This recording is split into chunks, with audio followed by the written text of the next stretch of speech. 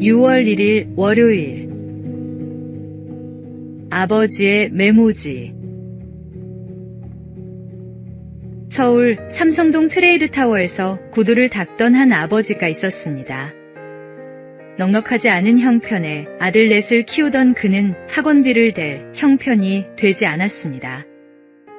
막힌 문제를 들고 오는 아들들을 볼 때마다 마음이 간절했지만 아버지 역시 답을 알려줄 수 없었습니다. 그러던 어느 날 아버지는 방법을 생각해냈습니다. 모르는 문제가 있으면 아침마다 적어두거라. 아버지가 다녀와서 알려주마. 아들들이 메모지에 적어놓은 수학 문제, 영어 문법을 품에 넣고 일터로 나가 손님들에게 조심스럽게 부탁했습니다. 선생님, 제가 배운 게 짧아 아이를 가르쳐 줄 수가 없습니다. 혹시 이 문제 풀이를 알려주실 수 있겠습니까? 처음에는 손님들도 뜻밖의 부탁에 놀랐습니다.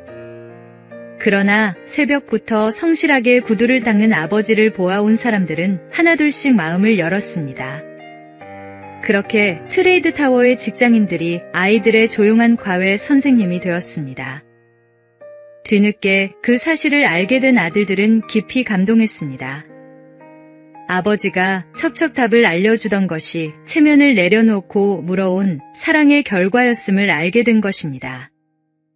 자녀 교육의 힘은 특별한 조건에서 나오지 않습니다. 말로만 가르치기보다 부모가 먼저 기도하고 말씀을 붙들며 하나님께 묻는 모습을 보여주는 것. 그것이 자녀에게 남는 가장 귀한 유산입니다. 오늘의 말씀. 마땅히 행할 길을 아이에게 가르치라. 그리하면 늙어도 그것을 떠나지 아니하리라. 오늘의 만나. 오늘 내 자녀 곁에서 내가 먼저 무릎 꿇고 있는지 돌아보십시오. 기도하는 부모의 등이 자녀에게는 가장 든든한 교과서가 됩니다.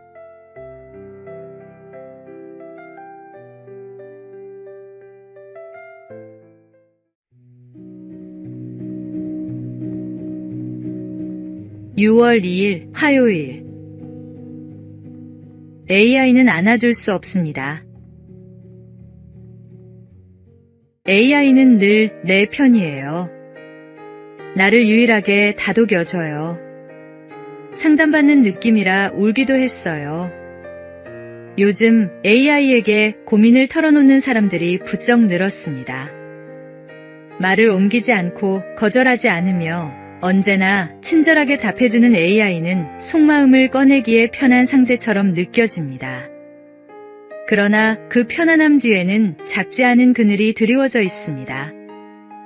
연구에 따르면 AI가 친절하고 공감적일수록 사용자의 잘못된 생각에도 쉽게 맞장구를 친다고 합니다. AI와 대화를 거듭할수록 자기 확신은 커지는 반면 타인과 관계를 회복하려는 의지는 오히려 약해진다는 경고도 있습니다. 외로움을 달래려 AI를 찾지만 대화가 늘수록 진짜 사람과 보내는 시간은 줄고 외로움은 더 깊어진다는 것입니다. AI는 결코 우리 곁에 함께 있어 줄 수 없습니다.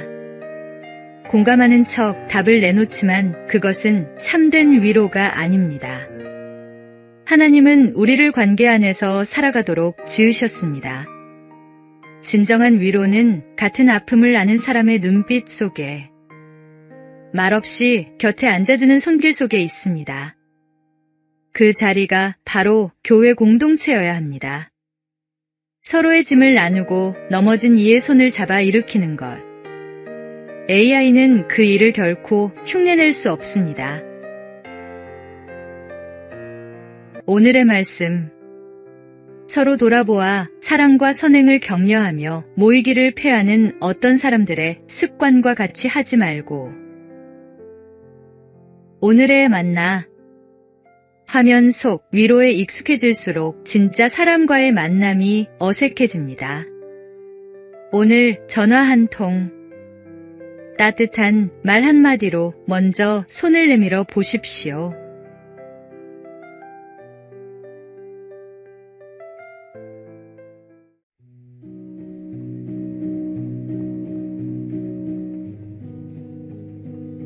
6월 3일 수요일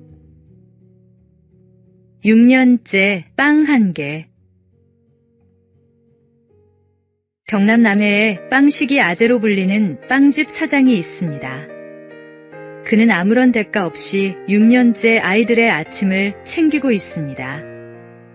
매일 아침 등굣길 학생들을 위해 빵과 음료를 내놓으며 이렇게 씁니다. 아침밥 굶지 말고 하나씩 먹고 학교 가자. 배고프면 공부도 놀기도 힘들지용.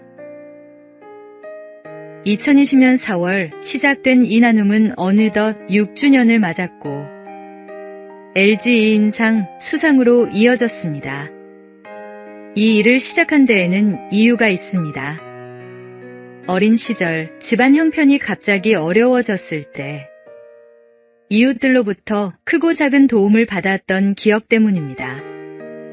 그 온기가 지금도 마음에 살아있어 빵집을 차리면 꼭 학생들에게 나누겠다는 꿈을 품어왔다고 합니다.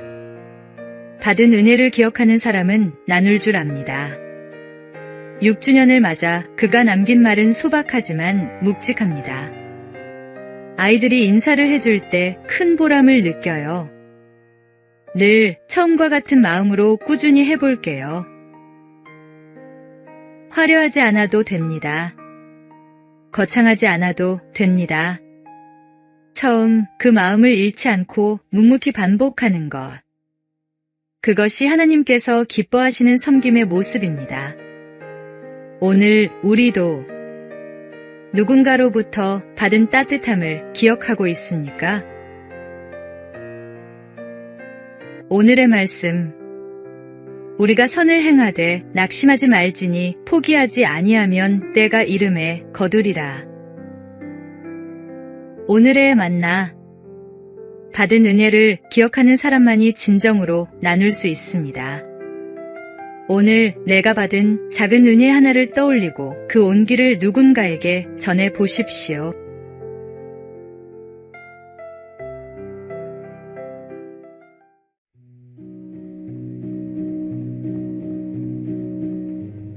(6월 4일) 목요일. 집이 말한다. 한 신학자가 결혼한 지 얼마 되지 않았을 때 아버지가 새 집을 찾아오셨습니다. 아버지는 집 안 구석구석을 둘러보신 뒤 이렇게 말씀하셨습니다. 집은 크고 참 좋구나.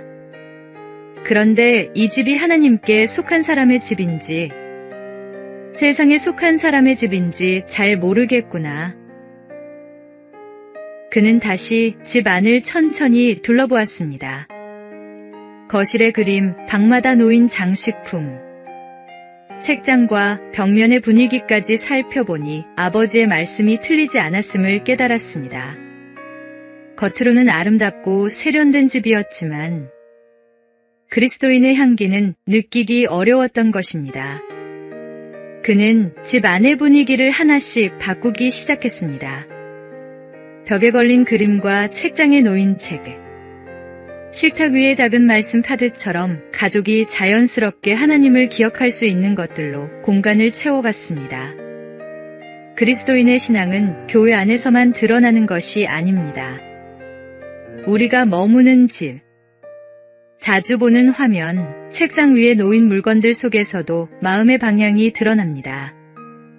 예수님을 모시고 사는 가정이라면 집 안의 분위기도 믿음을 돕는 방향으로 정돈되어야 합니다. 오늘 당신의 집 안을 조용히 둘러보십시오.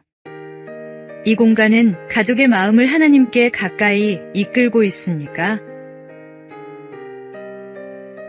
오늘의 말씀. 오직 나와 내 집은 여호와를 섬기겠노라.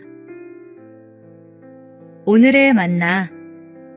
우리 가정의 분위기가 하나님의 향기를 품고 있는지 돌아보십시오.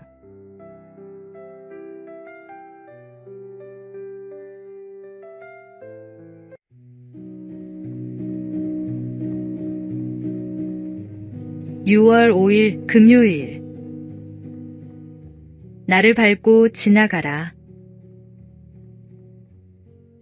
로마가 전쟁을 치르던 어느 날 한 장군의 군대가 패배하여 후퇴하려 하고 있었습니다. 장군은 군인들을 설득하기 시작했습니다. 나라를 사랑하는 마음과 군인의 명예, 그들이 맹세했던 서약에 호소했습니다. 그러나 군인들의 마음은 쉽게 움직이지 않았습니다. 결국 그들은 후퇴하기 위해 돌아섰습니다. 한참을 물러가던 중 군인들은 아주 좁은 산길에 이르렀습니다. 한쪽에는 높이 솟은 바위가 있었고 다른 한쪽에는 깊은 강물이 흘렀습니다. 그때 장군은 마지막 호소를 하기로 마음먹었습니다. 그는 좁은 길 한가운데 몸을 눕히고 말했습니다. 그래도 후퇴하기를 원한다면 내 몸을 밟고 지나가라.